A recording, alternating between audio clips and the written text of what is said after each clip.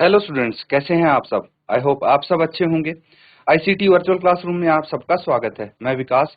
बच्चों, class 10th का maths हम कर रहे हैं। चैप्टर है आपका सम एप्लीकेशंस ऑफ ट्रिग्नोमेट्री।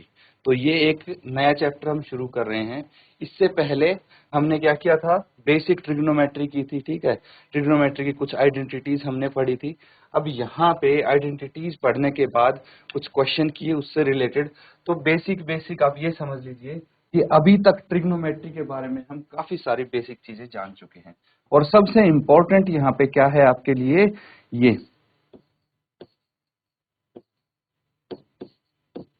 ये तो पक्का याद होगा आपको, है कि नहीं। तो एक बार में रिवीजन कर लेते हैं हम कि हमने क्या सीखा है और यहाँ पे पिछले चैप्टर से क्या काम आने वाला है आपका, है ना। तो हमने सम रेशियोज किया था, याद है आपको। Trigonometric ratios. तो जैसे अगर साइन थीटा है तो इसकी रेशियो क्या होगी वो समझेंगे। तो कोई एक ट्रायंगल है मान लीजिए, ठीक है। अगर ट्रायंगल में ये थीटा है हमारा ए बी सी, ये ट्रायंगल है, ये थीटा है, तो ये हाइपोटेन्यूज होगा, ये बेस होगा और ये परपेंडिकुलर होगा। ठीक है, तो यहाँ पे यही चीज है जो हमने सीखी थी। तो इनके रेशियोज हमें पता है। साइन थीटा क्या होता है, पी बटे एच, यानी परपेंडिकुलर बटे हाइपोटेन्यूज। कॉस थीटा क्या होता है, बेस बटे हाइपोटेन्यूज। एंड उसके बाद क्या आता है आपका, टेन थीटा आता है, ये होता है परपेंडिकुलर बटे बेस। ठीक है, बाकी के जो फंक्शंस होते हैं जैसे सेक थीटा इसका रेसिप्रोकल तो कोसेक थीटा होगा, है ना। कोसेक थीटा हो गया एच बटे पी, सेक थीटा हो गया एच बटे बी, एंड कॉट थीटा हो गया बी बटे पी। ये याद है। अब एक हमने टेबल किया था, याद होगा आपको। टेबल हमने किया था कि ट्रिग्नोमेट्री के कुछ वैल्यूज हमने उसमें देखी थी। जैसे 0 डिग्री से लेके 0, फिर 30, 45, 60 डिग्री एंड 90 डिग्री। ठीक है, इन सब एंगल्स पे जो हमारे फंक्शंस होते हैं उनकी वैल्यू क्या होती है ना। ये टेबल हमने सीखा था, सभी फंक्शंस की वैल्यू हमें पता है। तो ये कुछ बेसिक चीजें हैं जो यहाँ पे यूज होने वाली हैं। एक बार रिवाइज कर लीजिए, फिर हम स्टार्ट करने वाले हैं ये chapter some applications of trigonometry, height and distance इसमें हम पढ़ेंगे। तो इसको नोट कीजिए, फिर आगे करते हैं।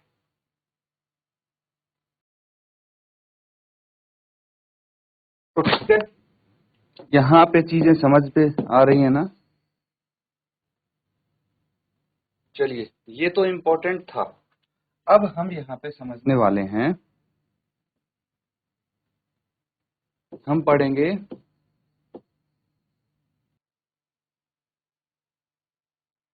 हाइट एंड डिस्टेंस, इसको हम बोलते हैं। ठीक है, क्या बोलते हैं, हाइट एंड डिस्टेंस भी बोलते हैं, ऊंचाइयां और दूरियां, यही होगा हिंदी में। अब कुछ टर्म्स हम यहाँ पे समझेंगे। सबसे पहले वन बाय वन हम सारी टर्म्स यहाँ पे समझने वाले हैं, सीखने वाले हैं, क्योंकि यही टर्म्स यूज होने वाली हैं। तो सबसे पहले आप ये समझिए कि एक लाइन ऑफ साइट होती है।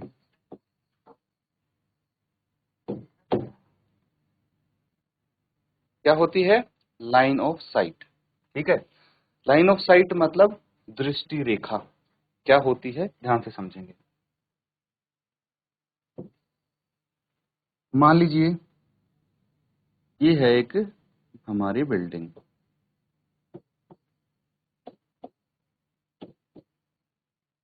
ये बिल्डिंग है। अब इस बिल्डिंग की टॉप पे मान लीजिए कोई बैठा है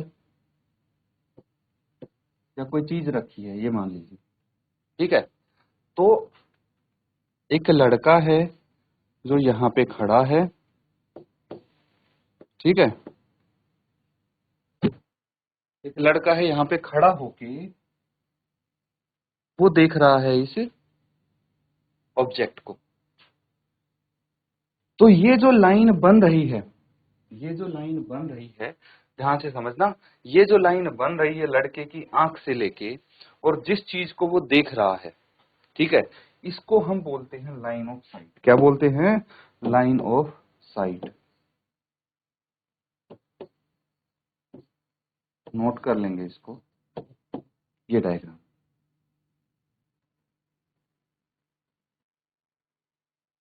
ठीक है, समझ में आ रहा है? तो यहां पे लिखेंगे आप दृष्टि रेखा, भी इसको हम बोलते हैं। क्या बोलते हैं? दृष्टि रेखा। अब समझना, नोट कर लीजिए इसकी definition. When we look at some object, the line made by our vision to the object is called line of sight। ये इंपॉर्टेंट है, ये टर्म्स इसीलिए मैं बता रहा हूं आपको क्योंकि यही आने वाले क्वेश्चंस में यूज होंगी आपकी। ठीक है, तो ये क्या हो गई? Line of site. नोट कर लेंगे इस डेफिनेशन को। उसके बाद अगली टर्म यहां पे आती है आपके लिए,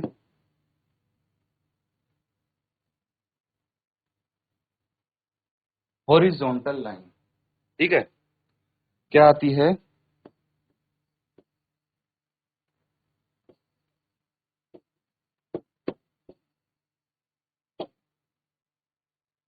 इसकी डेफिनेशन भी लिखेंगे, पहले ये नोट करेंगे।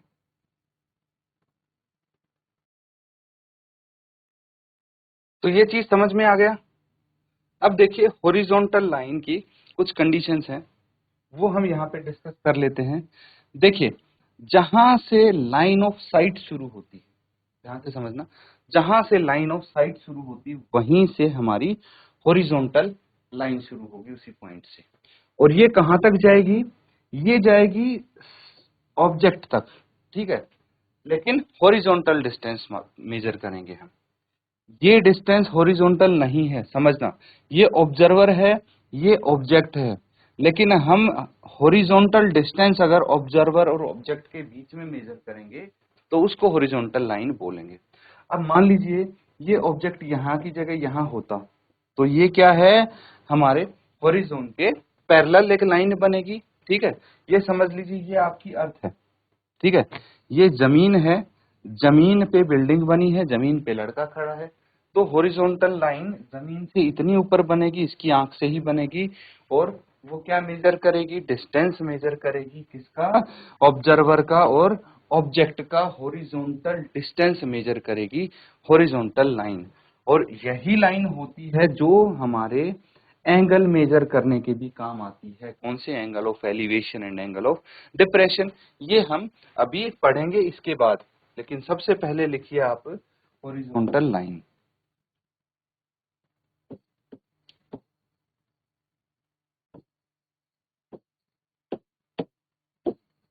समझ में आ रहा है? हॉरिजॉन्टल लाइन क्षैतिज रेखा।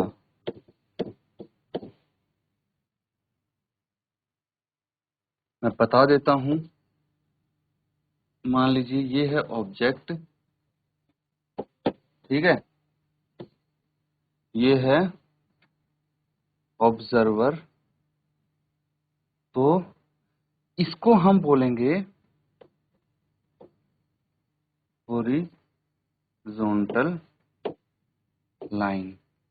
ठीक है, ये हो गया हमारा ऑब्जर्वर यहाँ पे। ठीक है, और ये हो गया ऑब्जेक्ट।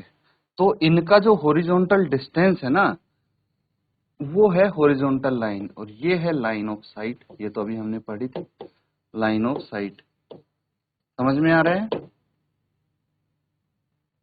तो हम लिखेंगे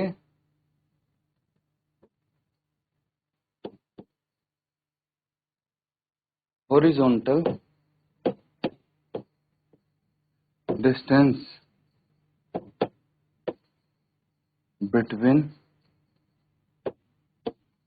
the object and the observer is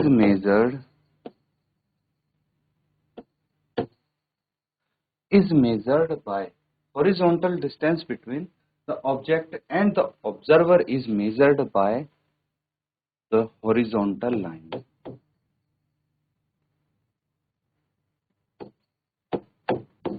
ठीक है, अपने वर्ड्स में लिख सकते हैं आप, किसी तरह से कोई दिक्कत नहीं है। सेम लैंग्वेज नहीं भी लिखना चाहें तो कोई परेशानी नहीं है, बस आपका मतलब समझ में आना चाहिए। ठीक है, अब देखिए हॉरिजॉन्टल लाइन, ये दूसरी टर्म होगी हमारी, है ना। फिर एक आता है एंगल ऑफ एलिवेशन। क्या आता है? Angle of elevation. और इससे अगला आएगा एंगल ऑफ डिप्रेशन। बस यही चार टर्म्स यहाँ पे हैं जो काफी इंपॉर्टेंट है आपके लिए। तो एक चीज समझना, एंगल ऑफ एलिवेशन क्या होता है और एंगल ऑफ डिप्रेशन क्या होता है और क्या डिफरेंस होता है, ये समझेंगे अब हम। तो डायग्राम की मदद से हम समझते हैं। अगेन यहाँ पे हमारा है ऑब्जेक्ट जिसको हम देख रहे हैं, ठीक है, और यहाँ पे खड़ा है हमारा ऑब्जर्वर। ठीक है, ये इस ऑब्जेक्ट को देख रहा है, समझ में आ रहा है। तो ये हमारी अगेन लाइन ऑफ साइट हो गई कि नहीं हो गई। अब देखिए जो जो टर्म्स आपकी आ रही है ना, वो यहाँ पे यूज हो रही है। ये हो गई हॉरिजॉन्टल लाइन, इसको HL भी बोल देते हैं हम, हॉरिजॉन्टल लाइन। ठीक है, शॉर्ट में इसको ऐसे भी लिख देते हैं कई बार हम। अब जो भी हमारा एंगल बनेगा, एंगल ऑफ एलिवेशन बनेगा, वो इन दोनों लाइन के बीच में बनेगा। ठीक है, ये हो गया एंगल ऑफ एलिवेशन। तो नाम से ही पता लग रहा है, एंगल ऑफ एलिवेशन मतलब जब हम नीचे से ऊपर देख रहे हैं किसी ऑब्जेक्ट को तो बनेगा एंगल ऑफ एलिवेशन। ठीक है, जब हम, ध्यान से सुनना, जब हम नीचे से ऊपर देखेंगे किसी ऑब्जेक्ट को तो हमारा एंगल ऑफ एलिवेशन बनेगा। डायग्राम बना लीजिए। ठीक है, समझ में आ रहा है। तो ये हो गया उन्नयन कोण, नाम से ही पता लग रहा है।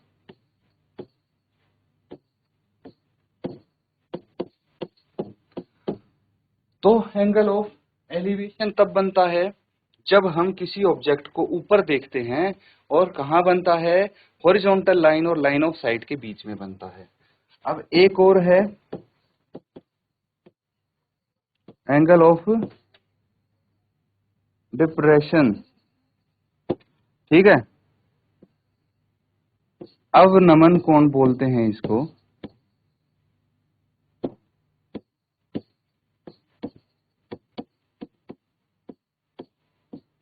ये क्या होगा? अगर हमारा ऑब्जेक्ट, ठीक है, हमारा ये मान लीजिए कोई बिल्डिंग है और यहाँ पे ऑब्जर्वर खड़ा होके क्या कर रहा है? ऑब्जेक्ट को देख रहा है नीचे। ठीक है, तो ये लाइन ऑफ साइट हो गई,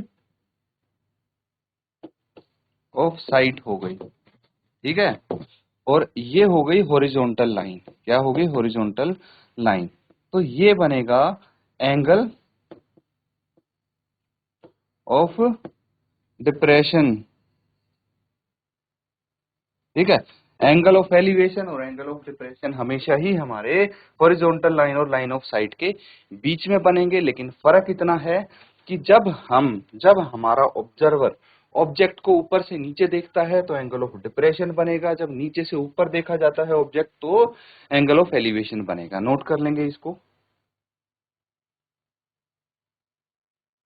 तो बच्चों यहाँ पे हमने कुछ बेसिक टर्मिनोलॉजी सीखी हैं, किसकी? एप्लीकेशन ऑफ ट्रिग्नोमेट्री से रिलेटेड। तो इनको क्या करेंगे, आप रिवाइज करेंगे, अच्छे से इनको समझेंगे। होमवर्क यही है आपका कि अच्छे से इन चीजों को रिवाइज करेंगे, तभी हम क्वेश्चंस कर पाएंगे आगे। तो इसी के साथ आज का सेशन यहाँ पे एंड करते हैं। Thank you and have a nice day.